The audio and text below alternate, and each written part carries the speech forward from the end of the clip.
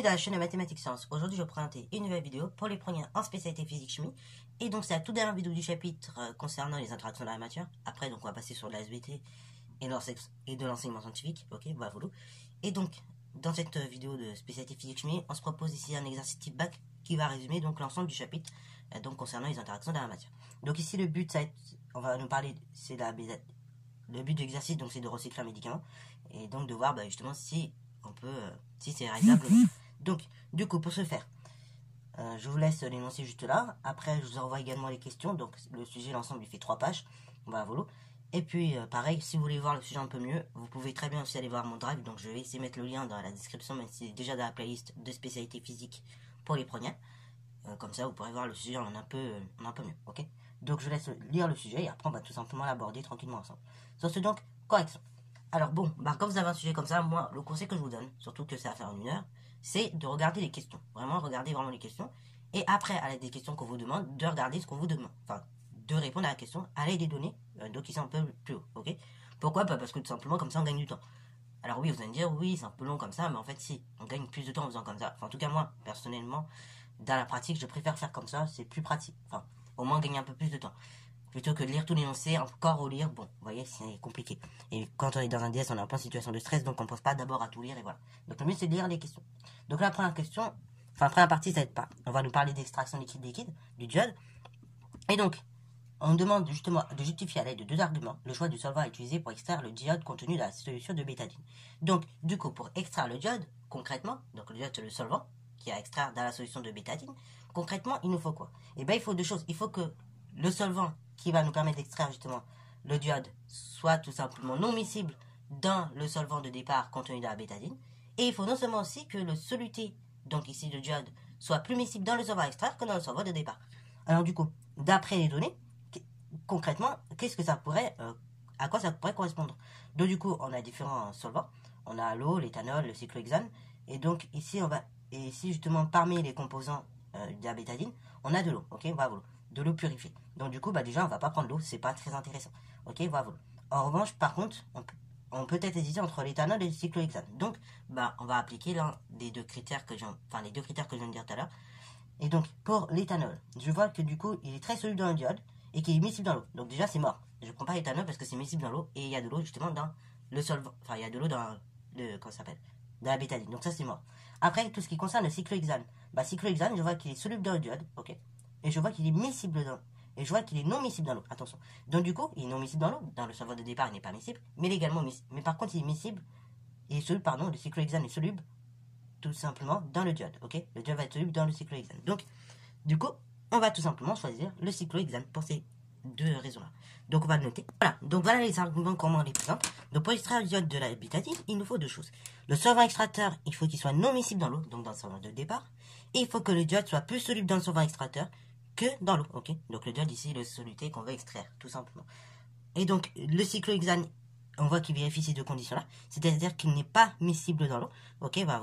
Et en revanche, il est soluble également dans, du coup, le diode est soluble tout simplement dans le cyclohexane.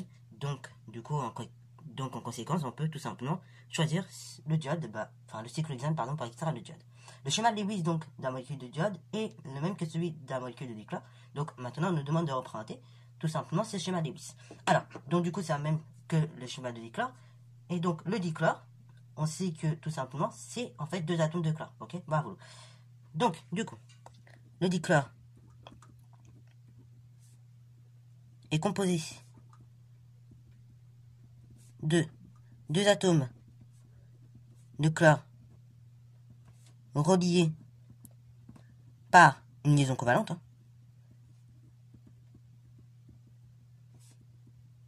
Et donc, du coup, on va servir justement de, de la configuration électronique du chlore qui nous est déjà donné. Donc, du coup, pour le chlore, on a donc là la configuration suivante: AS2, 2S2, 2P, 2P6, 3S2 et 3P5. Donc là, du coup, en schéma de Lewis, qu'est-ce que ça nous donne? Ça va nous donner donc en représentant l'atome de chlore. Et donc je regarde ici ce qu'on appelle des électrons valences. Je vois que ce sont des électrons de la 3e couche. Ok. Donc du coup, je vois que si je fais le compte 2 plus 3, 2 plus 5, ça fait 7 électrons de valence. Donc du coup, ça veut dire quoi? Bah, ça veut dire que je vais positionner mes 4 électrons de façon tranquille, hein, systématique, pour qu'ils soient célibataires. Et après, bah, je vais placer les 3 autres de sorte à former des doublés non ions, comme ceci. Voilà, et voilà. Donc on en arrive là, pour le schéma de Lewis du chlore, ok? Et donc le dichlore indique que c'était composé de 2 atomes de chlore reliés par une liaison covalente. Donc, pour le dichlore, on a le schéma de Lewis suivante. Donc on a tout simplement un atome de chlore qui va être relié encore à un autre atome de chlore. Donc, par une liaison covalente. Donc une liaison covalente simple pour le coup parce qu'il y a seulement un seul électron.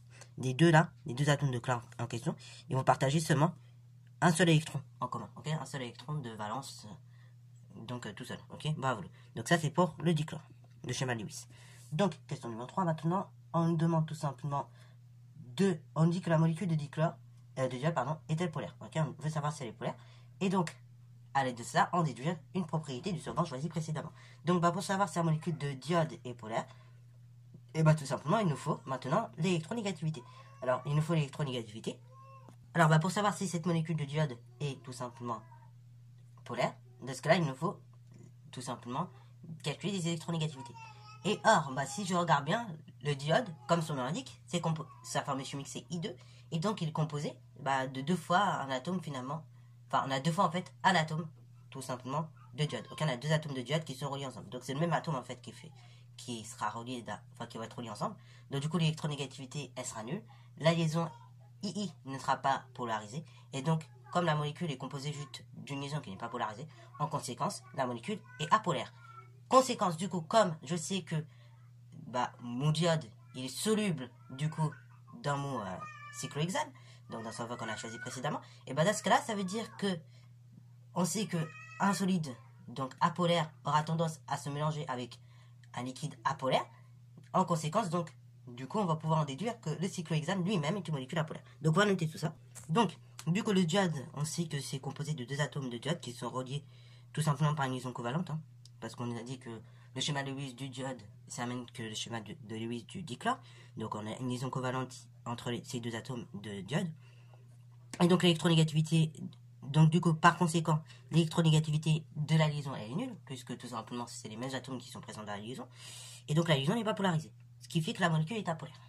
La molécule est apolaire, mais or on sait que les solides apolaires sont davantage solubles dans des solvants apolaires. Donc du coup, en conséquence, comme je sais que, alors on peut dire ça de plusieurs manières, pour le coup là j'ai peut-être un peu mal dit, mais bon, ça peut passer aussi comme formulation. Comme on sait que le diode, justement, il va être soluble dans le cyclohexane, dans ce cas-là, ça veut dire que, tout simplement, le cyclohexane est une molécule apolaire. Ou bien on peut dire dans l'autre sens, comme je viens de le dire, le cyclohexane, comme il se mélange dans le diode, avec le diode, tout simplement, dans ce cas-là, on va dire que cette molécule-là est apolaire. Ok, bravo. Alors, question, justement, 4, de la partie 1, on dit qu'on utilise 20 ml de ce solvant pour extraire le diode de 10 ml de solution de bétadine. Quelle est la masse de solvant utilisée, donc de solvant d'extraction utilisé. Donc en gros, là on veut savoir la masse qui correspond aux 20 ml du solvant. Voilà, pareil, il faut regarder tout simplement, au départ à l'introduction, si on n'a pas une donnée qui peut relier la masse et le volume. Okay, alors bah, cette donnée ici, elle nous était donnée pour le cyclohexane, on a la masse volumique. Donc ça va être pas mal, du coup ça va bien nous aider. On a la masse volumique à la température de l'expérience. Ah bah tiens, la masse volumique du cyclohexane. Et bah, je sais que la masse volumique c'est quoi? C'est une masse. Ça sera la masse du coup du cyclohexane divisé par le volume. Donc du coup, vu que j'ai le volume de cyclohexane, je pourrais connaître à partir de ça la masse. Et bah c'est parfait. Donc du coup, on va dire qu'on cherche donc M. On a, donc on regarde les données, on a la masse volumique, donc du cyclohexane qui est égal à 0,78. Donc on n'oublie pas les unités, on est en kg par litre, ce qui va nécessiter peut-être une conversion. Le volume, on a dit c'est 20 ml. Donc du coup, pour que ça soit cohérent, on va convertir en litres, ça fait 20 fois 10 puissance moins 3 litres. Et donc là, pareil, j'utilise la relation de la masse volumique. Or, on sait que, donc là, on se rappelle bien, une masse volumique, c'est une masse divisée par un volume. Ce qui veut dire que du coup, je cherche la masse. Donc la masse, ça sera le produit de la masse volumique par le volume. On continue. La masse, donc, c'est tout simplement la masse volumique, 0,78, que je multiplie par 20 fois 10 puissance moins 3. Ce qui nous fait donc la chose suivante. Et donc, quand on effectue le calcul, on obtient que la masse est égale à 1,56 fois 10 puissance moins 2. Donc là, ici, on est en kilogrammes, puisque c'était des kilogrammes par litre au niveau de la masse volumique. Donc on peut éventuellement convertir en grammes si on va avoir une idée. Donc du coup, ça fera tout simplement 1,56 ou bien 15,6. Hein, donc 1,56 fois 10 puissance 1 grammes ou bien 15,6 grammes. Ok, voilà pour la masse de départ. Donc là, bon, on va faire une petite phrase en disant que... Alors je vais faire ça. Donc la masse de solvant d'extraction utilisée est de 15,6 grammes.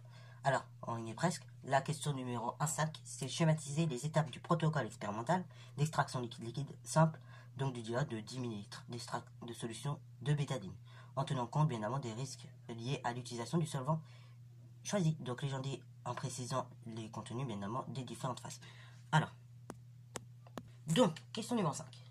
On va donc schématiser les étapes du protocole expérimental. Donc, dans un premier temps, quand on fait une extraction liquide, il va falloir utiliser une ampoule à décantation, ok, à décanter. Donc pour ce faire, je vais d'abord verser la bétadine et après le cyclohexane.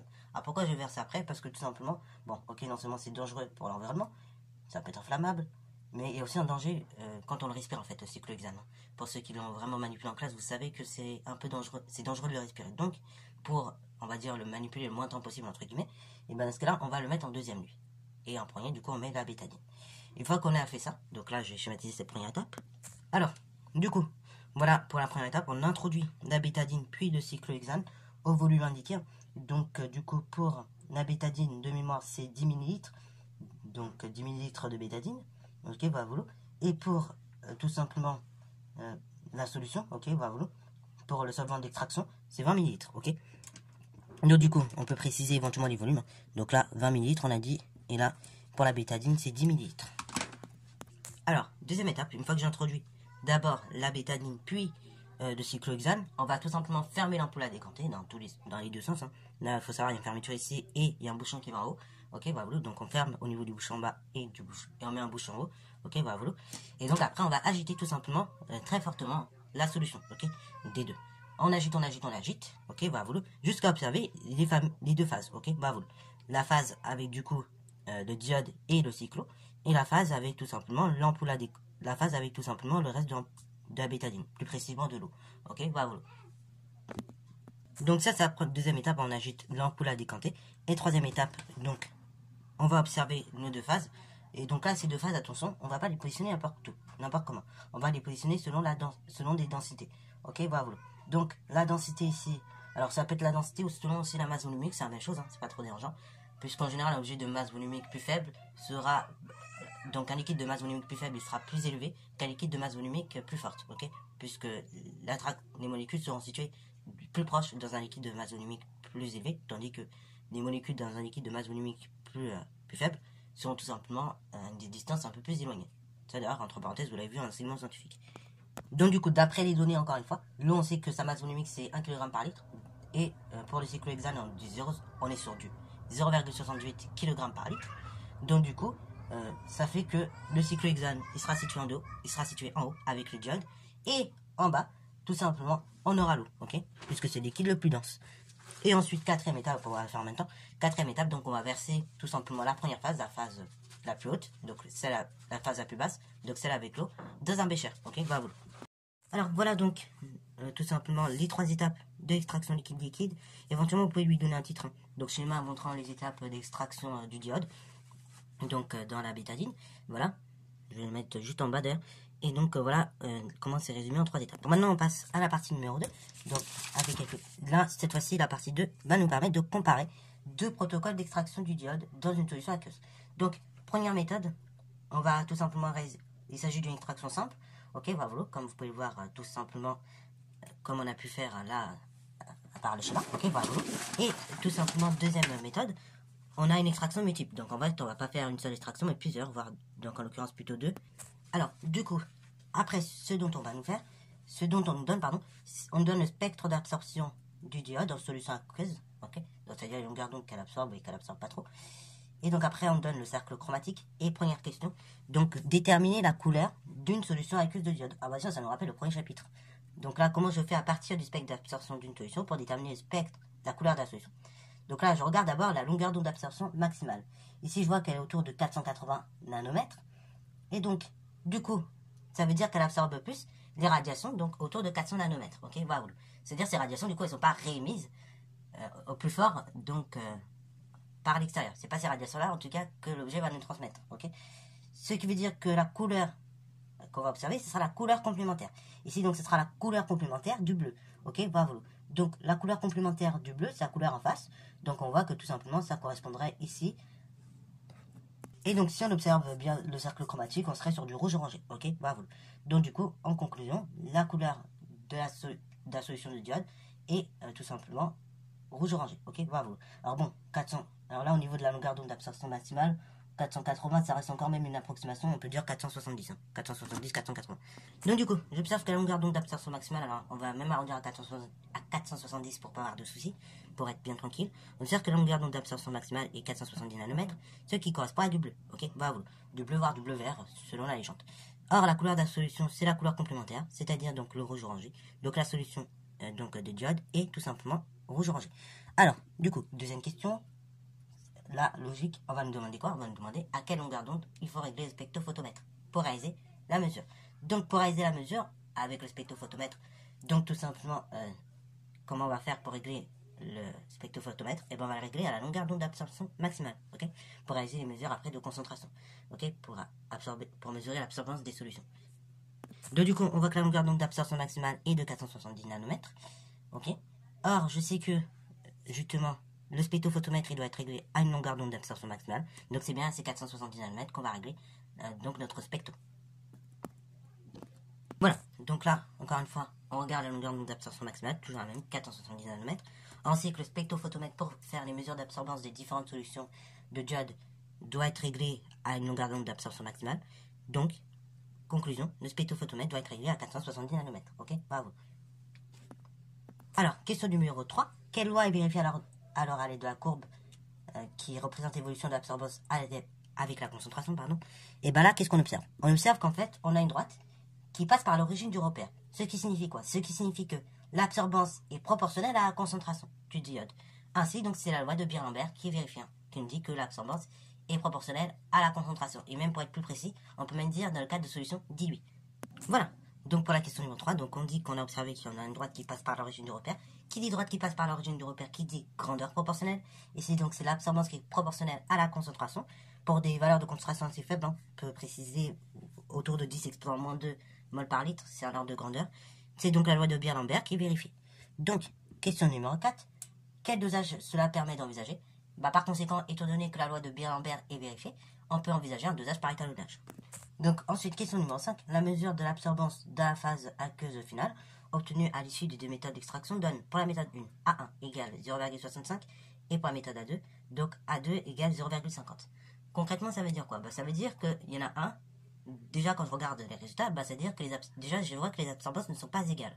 Avec la méthode A1, j'obtiens une absorbance beaucoup plus élevée qu'avec la méthode A2. Donc concrètement, ça signifie quoi? Une absorbance beaucoup plus élevée. Ça signifie que j'ai beaucoup plus de diodes en termes de concentration pour la méthode 1 que pour la méthode 2.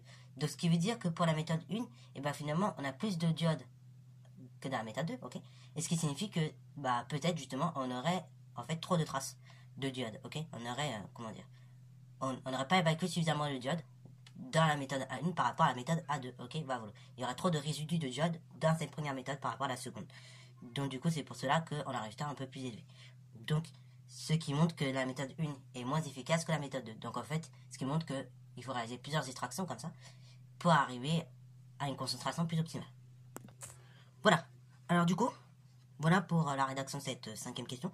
Donc l'absorbance 1 est plus élevée que l'absorbance 2, ce qui veut dire que la concentration en diode est plus élevée pour la première méthode que dans la seconde, ce qui montre qu'il peut rester justement dans la phase aqueuse pour la première méthode plus de résidus de diode que dans la seconde méthode. Donc la méthode 1 en conséquence est moins efficace que la seconde, ok? Alors justement, question numéro 6. Donc là, ça nous permet de répondre à la problématique. La fiche de sécurité du diode indique que la concentration maximale d'une solution aqueuse de diode, pour qu'elle soit rejetée, sans qu'elle ait d'effet sur l'environnement, doit être de 11 mg par litre. Donc peut-on rejeter la phase aqueuse à l'issue de l'une des deux méthodes d'extraction, ok? Et après, donc on demande de commenter. Donc pour ce faire, on n'a pas 150 000 solutions. Il nous faut d'abord déterminer la concentration avec la première méthode, la concentration avec la seconde méthode et vérifier qu'elle est inférieure à 11 mg par litre. Si c'est le cas, bah c'est super. Si c'est pas le cas, dans ce cas-là, on ne pourra pas jeter tout simplement la solution aqueuse, la phase aqueuse dans les vues. Ok, bah à vous. Alors, du coup, ce dont on va faire, on va d'abord établir la loi de Beer-Lambert à l'aide du graphique, ok? C'est-à-dire, je vais donc rechercher la valeur de K. Alors, on a plusieurs manières de faire. Soit on part de 0 et après on détermine comme ça la valeur de K. On prend notre valeur et on détermine la valeur de K. Ou soit, on va dire qu'on prend les deux absorbances dont on recherche les concentrations. On fait la différence au niveau des concentrations en abscisse. Et puis ça sera bon. Bon, honnêtement, moi je préfère qu'on prenne, parce que là du coup il y a une droite qui a été tracée, je préfère qu'on prenne deux points sur la droite, qu'on détermine la valeur de K. Et après, on réapplique la loi de Beer-Lambert sur les deux solutions. Et donc comme ça, on va voir les concentrations molaires dans un premier temps pour chacune des solutions. Et seconde étape, à l'aide de la concentration, à l'aide donc d'un masse molaire, on pourra redéterminer comme ça la concentration en masse. Donc, dans un premier temps, on va dire qu'on cherche K, ok, le coefficient entre l'absorbance et la concentration. Donc, du coup, on va mettre ce qu'on a. On a, d'après le graphique, deux choses. On a donc, on va poser un point A, deux coordonnées 0, 0, et un autre point qu'on va nommer B, deux coordonnées, donc là, un point assez facile sur la droite, donc en abscisse c'est 0,15 et en ordonnée c'est 0,6. Donc 0,15, 0,6, ok, voilà. Donc là, d'après le graphique, on a ça. Or, on sait que le coefficient, donc, entre l'absorbance et la concentration, ça correspond au coefficient directeur. Et donc, ça correspond, c'est la différence au niveau des ordonnées divisée par la différence au niveau des abscisses. Ce qui fait 0,6 sur 0,15. Ce qui fait donc 0,6, moins 0 sur 0,15 moins 0. Ce qui fait 0,6 sur 0,15. Ce qui fait donc K égale 4. Ok, voilà. Donc, c'est déjà un peu plus logique. Alors, on arrive à K égale 4. Donc, maintenant, on va appliquer la loi de Beer-Lambert pour chacune des solutions. Ok. Pour la solution, la première solution, on cherche la concentration. Donc on cherche, donc on met ce qu'on a. On a donc deux choses. On a l'absorbance. L'absorbance c'est 0,5. K, d'après calcul, on avait dit ça faisait 4. Or, d'après la loi de Beer-Lambert,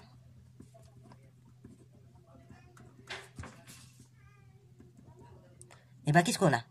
On se rappelle, A égale K fois C. Moi, je recherche la concentration. Donc, C est égal à sur K. C est égal, donc, la valeur d'absorbance, donc 0,5 sur 4. C est égal, donc, on va dire 1,3 fois 10 puissance. Donc, ici, on est de l'ordre du 10 puissance moins 1. Donc, mol par litre. Vous voyez, donc là, c'est plus précis que si on arrive à le lire graphiquement. Graphiquement, là, c'est sûr, on n'aurait pas trouvé cette valeur-là. On aurait trouvé une valeur beaucoup plus éloignée. Après, pour la seconde solution. Donc là, c'est exactement la même démarche. On cherche la valeur de la concentration. On a donc... Alors, pardon, j'ai inversé. Là, c'est la seconde, en fait, qui a l'absorbance 0,5. Et là, c'est la première. Bon, c'est pas grave. On a donc A égale 0,65, ce coup-ci, pour la première. K égale toujours 4. Or, d'après la loi de Beer-Lambert, on a la relation suivante. Donc, on se rappelle, la relation, c'est A égale K fois C. Du coup, je cherche C. Donc, C est égal à sur K. Ce qui fait que C est égal à 0,65 divisé par 4. Ce qui fait que C est égal à la chose suivante. Donc là, donc environ, on est sur du 1,7 fois 10 puissance moins 1 mol par litre. Ok, voilà. Donc, on en arrive là pour les concentrations molaires. Ok, voilà. Maintenant, nous, on veut pas des concentrations molaires, on veut des concentrations en masse. Donc, du coup, on cherche à présent la concentration en masse. Donc, on cherche Cm pour la première solution. Donc, du coup, on a la masse molaire du diode. Donc, la masse molaire du diode, elle nous est donnée dans l'énoncé. Donc, de mémoire, c'est autour de 254. Donc, 254 grammes par mol. On a également donc la concentration. Donc, ici, on avait dit 1,7 fois 10 puissance moins 1. Or, on sait que on a la chose suivante. Donc, concentration massique, c'est la concentration fois la masse molaire. Ou bien, vous pouvez dire concentration molaire, c'est du coup la concentration en masse divisée par la masse molaire. Et vous revenez à cette formule-là. Concentration molaire, c'est donc 1,7 fois 10 puissance moins 1. Donc, 10 puissance moins 1 que vous multipliez par 254. Et donc, comme ça, vous obtenez, en faisant le calcul, vous obtenez la concentration en masse. Lorsqu'on effectue le calcul, on trouve 43,2 grammes par litre, ce qui est largement supérieur à 11 mg par litre. Là, pareil, si vous n'êtes pas convaincu, il suffit de convertir les 43,2 grammes par litre en milligrammes par litre. Donc là, on multiplie juste par 1000, en fait. Donc ça nous fait 43,2 fois 10 puissance 3 mg par litre. Et donc c'est largement inférieur à 11 mg. Largement supérieur, pardon, 11 mg par litre. Ce qui veut dire que la première solution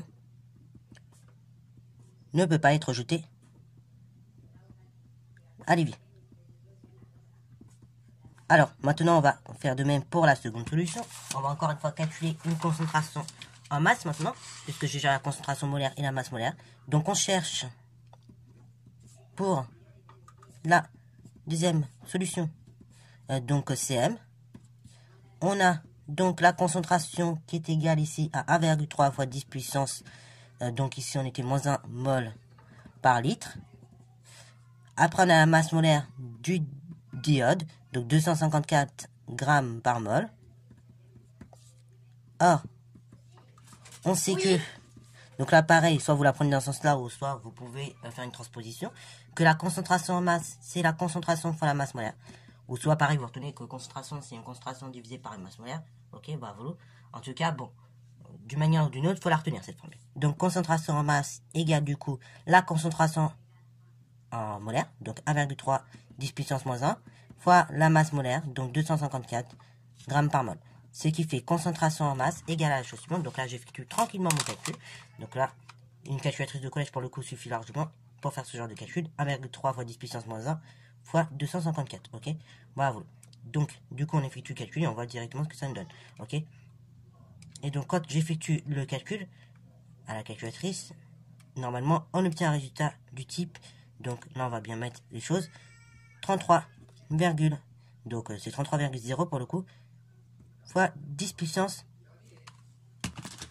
Donc du coup, ça nous fait 33,0 fois 10 puissance 0, ou bien tout simplement du 33 grammes par litre exposant moins 1. Ok, enfin grammes par litre tout simplement, ce qui est largement supérieur à 11 mg par litre. Encore une fois, si vous n'êtes pas convaincu, on convertit ça en mg par litre, ça fait 33,0 pour le coup fois 10 puissance 3 mg par litre, ce qui est largement supérieur à 11 mg par litre. Donc là, encore une fois, même cette seconde solution qui est un peu plus diluée, ne peut pas être jetée à l'évier. Ok, voilà, la seconde solution ne peut pas être jetée à l'évier. Ok, et donc ça, pareil, c'est la conclusion que on peut en déduire. Ok, bah voilà. Et donc ça répond à la problématique. Et donc là, grosso modo, si vous voulez commenter, vous pouvez commenter les valeurs qui sont extrêmement élevées par rapport à la valeur de base. Ok, mais voilà, ne serait-ce que dire ça, c'est largement pas mal. Sur ce, c'est la fin de cette vidéo, voilà. Donc exercice type bac extrêmement intéressant, vous voyez, qui réinvestit pas mal de notions. Et souvent, ça va être comme ça dans les exercices que vous allez avoir bac en terminale en spécialité physique-chimie. Que ce soit exercice de chimie ou de physique, en général, on réinvestit plusieurs notions. Là, normalement, si on a le temps, j'espère qu'on aura le temps pour le faire, mais donc on passera sur la physique très certainement avant les vacances d'avril. Ou après les vacances d'avril. Et donc normalement vous verrez aussi que dans les exos physiques de type bac, donc type SE que vous aurez dû passer si vous étiez dans les générations précédentes, et bah vous voyez que parfois on mélange plusieurs notions, plusieurs chapitres ensemble. Ok, donc voilà, il faut vraiment vous habituer comme ça à des exercices où vous mélangez plusieurs chapitres, bah pour ne pas être surpris encore une fois l'année prochaine en spécialité, puisque souvent les contrôles, voilà, il y aura plusieurs chapitres, et les exercices type bac, il y aura plusieurs chapitres comme ça. Ok, et ce sera des exercices encore plus longs que ce que je vous propose là. Sachant qu'au bac, on en reparlera, mais vous avez 3h30 d'épreuve. Et sur ces 3h30 d'épreuve, donc il y a souvent 3 exos qui font à peu près 3 pages, comme vous voyez là. Ok, je ferai peut-être une petite vidéo à ce sujet-là, des épreuves en spé physique chimie, pour vous donner des petites indications, et donc pour vous guider un petit peu dans la manière dont ça se déroule. Voilà.